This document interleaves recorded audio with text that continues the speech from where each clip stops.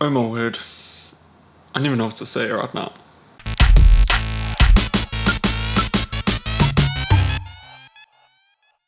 Hey everyone, welcome back to another video. My name is Dan, and today we're talking about the 5th episode of WandaVision. And my word, this was an insane episode once again. Absolutely insane. So this episode starts off on like a familiar note from what we've seen in the past episodes. It's again starts off with like the classic sitcom stuff, this time taking place during the 80s. We get another opening theme song, which is originally for this episode and for this time period in the sitcom universe that Wanda has created. And that was really, really cool. We got to see some really cringy photos of baby Vision, which I never thought I'd ever see. But they were kind of funny. And then, yeah, we just pretty much thrown back into the sitcom world. The one thing this episode did really well is it balanced it between the sitcom stuff and then what was happening outside of Westview, which I thought worked really, really well. And I hope the show continues to go in that direction with regards to its narrative, because I feel like it does flow a bit better, especially now that we've seen more of the outside world in the last episode, episode 4. And I also just really liked how this episode jumped between the stuff that was happening in Westview and the stuff that was happening outside, particularly with regards to the sword agents. We once again get to see Billy and Tommy, the twins, who were introduced in episode 3. And they grow quite exponentially throughout this episode. We got to see them as babies once again, and then we got to see them as young kids, and then just kids, and then I'm assuming in the next episode we're going to see them sort of going into like their teenage years. So it was really cool seeing these characters introduced in the Marvel Cinematic Universe. It is kind of established in this episode as well that although Wanda is manipulating reality, everything that's going on inside Westview is real, which means that these characters are real characters. They're not just like illusions. So I'm assuming we're going to see them as, new characters in the MCU going forward, and possibly even in something like Young Avengers down the line, which could be really exciting.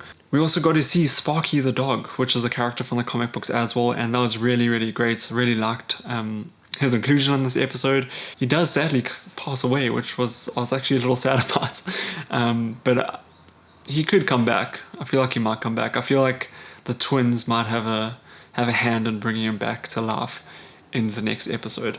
We also see that Wanda is not really hiding her powers as much, especially in front of Agnes, which is interesting. So again, it makes me think that Agnes is a bigger character here than we initially think she might be at this moment. I really think Agnes and Wanda have a connection somehow, and I'm curious to see how that develops throughout these next couple of episodes. Another thing I really liked about this episode is the stuff that we got to see happening with Sword. And one of the things I really liked is that there was a kind of like a nod to the comic books where they talking about Wanda and her history, almost like recapping us as an audience, but also just the sword agents who may not know who she is. But they like say that she doesn't have an alias yet. And obviously as comic book fans and as Marvel fans, we know her name is Scarlet Witch. But in the Marvel Cinematic Universe, that has never actually been stated up until this point. So I think in WandaVision, we may actually get that name tied to her and before the season ends, which will be really, really cool. She will be known not as Wanda anymore, but as the Scarlet Witch. So that could be really exciting too. Another really interesting thing is the stuff that we got to see with Monica Rambeau. And firstly, the resentment she has with Captain Marvel. When Jimmy and Darcy are speaking, they mention Captain Marvel, and Monica was very like resentful about that. So there's obviously something that's happened between her and Captain Marvel, or their relationship, and it could have just been the case of Captain Marvel not returning from when she met her in the Captain Marvel movie up until this point. Maybe she's resentful that Captain Marvel wasn't there for her mother's death. I'm not quite sure. Maybe Captain Marvel did something else. I don't know. But I thought that was really, really interesting, because I kind of assumed up until this point that Monica Rambeau's relationship with Captain Marvel was probably pretty good, but it doesn't look like that anymore. The other interesting thing is when they're talking about the Hex, which is now like Westview, to the sword agents, she mentions that she could contact an aerospace engineer to help them with the situation. And I'm like, that's really interesting, because that could be a direct tie to Mr. Fantastic, to Reed Richards. Speculation, but it could be cool. Like, it almost felt like a direct, like it although it wasn't like super obvious, and I don't think casual fans are gonna like make a connection there at all, but aerospace engineer sounds so specific that it has to be setting up some sort of character.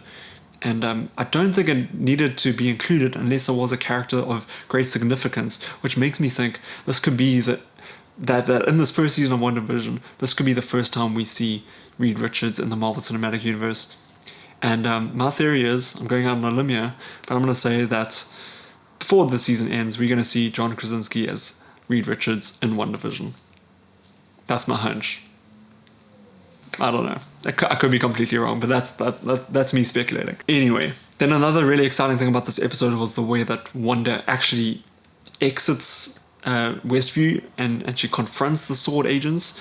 That scene gave me such chills. You could see just the restraints that Wanda had. Like, she could have easily plowed down all those sword agents, and there's even conversation throughout the episode of how she could have easily defeated Thanos, which I really appreciated because she does have that power, and I liked how they mentioned that in the MCU as well. But yeah, she could have easily mowed down all the sword agents, but she didn't, and she gave them one warning. She said, like, look, don't do this again, and this is your only warning, you know, like, let me be happy, let me live my life here. And I thought that was really, really interesting. The director of Sword at this moment, I can't remember his name, but that guy's sus. There's something wrong with that guy. He's hiding something definitely. I could also see him being a bigger character, or being revealed to be a bigger character in the next coming episodes as well. And then we also get to see Vision just realizing that something is very, very wrong in Westview. We've kind of seen hints of this throughout the past episodes, but in this episode he actually goes and confronts Wanda, which I thought was really, really interesting. And right at the end of the episode, when he's confronting Wanda, and they get, like, Vision gets quite angry with Wanda, which we have never seen before in the Marvel Cinematic Universe up until this point. So that was another scene that gave me chills. Like, I was like, whoa, this is quite, like, intense. And then while they're, like, sitting on the couch or whatever, the doorbell rings, and Wanda's like, Vision, this isn't me. Like I assure you, this is not me. And Vision's like, look, I don't really know what to believe anymore, you know. And she goes to the door and she opens it, and it is Peter Evans as Quicksilver. And the episode freaking ends after that. And I'm like, what just happened? You didn't see that coming? Although that made me really excited, and I'm like, I can't even believe, like, that actually happened. I know there are rumors that Peter Evans was going to be in WandaVision, and I tried not to look too much into them because I didn't want anything to get spoiled, obviously. But this episode clearly confirms that he is in WandaVision, and he is playing a version of Quicksilver. Now, I think it's important to just remember this and keep this at the top of our heads. This may not be the actual Quicksilver from the X-Men, like, timeline and universe. It would be really confusing for people, so it makes me kind of think that it is that version of Quicksilver, but it could just be Peter Evans playing Quicksilver, but a different, you know, like, a version of Quicksilver than he did in the X-Men universe and obviously the Marvel Cinematic Universe. And I think it's also important to keep that at the top of our heads. I think the episode was setting up the fact that this Quicksilver that she's brought back is not the original Quicksilver, like her brother, which is obvious because it's a different actor portraying this character. But I think it's also really important to remember in this episode and episodes to come is that Wanda, although she's incredibly, incredibly powerful, she won't bring something back from the dead. And I don't know, that could have just been me reading too much into that scene, but I think that's important to remember. And the fact that she did not initiate Quicksilver's appearance was also really interesting, which makes me think again that this could either be because of Agnes or another character being involved here in some capacity, and that's how Quicksilver came into the show. I'm really keen to see what he does in the next episode, and, you know, like, if there's any explanation on how he got there.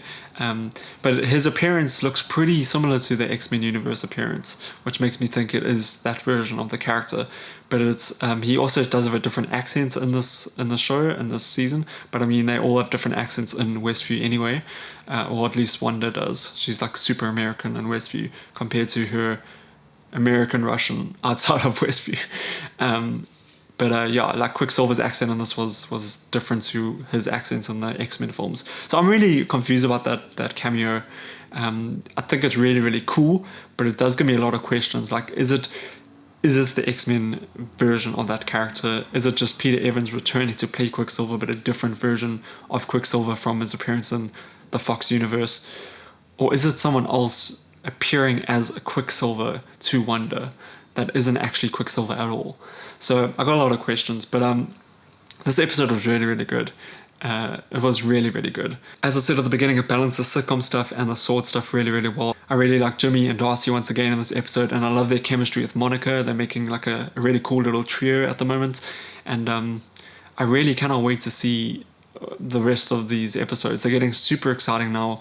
I feel like there's no filler in any of these episodes anymore. Like, it's all important stuff. All the setup in the first couple of episodes has definitely paid off, and I'm just absolutely loving it so far. So guys, let me know in the comments down below what you so far think of WandaVision. I'd love to know your thoughts. What are your theories? What's going to happen at the end of the season? I'm really curious to know where you think the show's going to go. Some of our theories have been correct, some of them have been really wrong, but I'm just really enjoying things so far. So let me know your theories in the comments down below. Thank you so much for watching this video. I really do appreciate it. I'll see you guys in the next one. Stay safe out there, and